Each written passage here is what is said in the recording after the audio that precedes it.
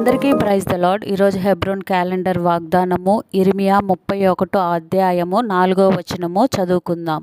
ఇశ్రాయేలు కన్యక, నీవు కట్టబడినట్లు నేనిక మీదట నిన్ను కట్టింతును.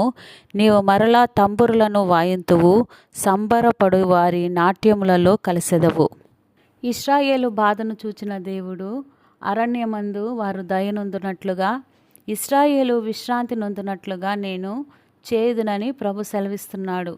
యెహోవా, ఆ కాలమందు నేను ఇశ్రాయేలీయుల వంశముల వారందరికీ దేవుడినయుందును, వారు నాకు ప్రజలయందురు. ఇశ్రాయేలీయులను ప్రేమించిన దేవుడు ఎటువంటి ప్రేమ అంటే శాశ్వతమైన ప్రేమతో ప్రేమించాడు. నీవు షామ్రోను కొండ మీద ద్రాక్షావల్లులను మరలా నాటించెదవు, నాటువారి వాటి ఫలములను అనుభవించెదరు. కాబట్టి మన ఫలములను, మన చేతి ఫలములను అనుభవించుట అనేది కూడా దేవుడిచ్చు ధన్యతే. యెహోవా సెలవిచ్చుచున్నాడు, సంతోషించి పాడుడి, రాజ్యములను శిరస్సగు జనములను బట్టి ఉత్సాహధ్వని చేయుడి, ప్రకటించుడి, స్తుతి చేయుడి. యెహోవా ఇశ్రాయేలులో శేషించిన నీ ప్రజలను రక్షింపుమి అని బతిమాలుకొనుడి. ప్రభు ఇచ్చిన మాట మనము ప్రకటించాలి, రాజ్య సువార్త ప్రకటించాలి, ఎల్లప్పుడూ సంతోషంగా ఉండాలి.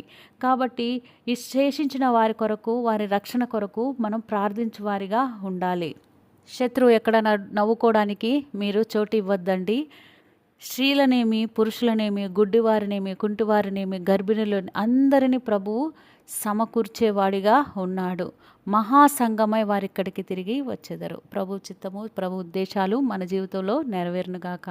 ప్రార్థన చేసుకుందాం. ప్రేమగల తండ్రి, నీ తలంపులు మా తలంపులు వంటివి కాదు, ఉత్తమమైన తలంపులు కలిగిన దేవుడివి. మమ్మల్ని తిరిగి కట్టే దేవుడుగా, మమ్మల్ని తిరిగి నాటే దేవుడుగా, మా ఫలములు మేము అనుభవించేవారుగా సహాయపడే దేవుడు అని స్తుతిస్తున్నాను. అన్నిట్లో నీ మీద ఆధారపడుతూ నీ సహాయం కోరుతూ యేసుక్రీస్తు నామములో అడిగి వేడుకుని పొందుకున్నాం పరమ తండ్రి, ఆమేన్.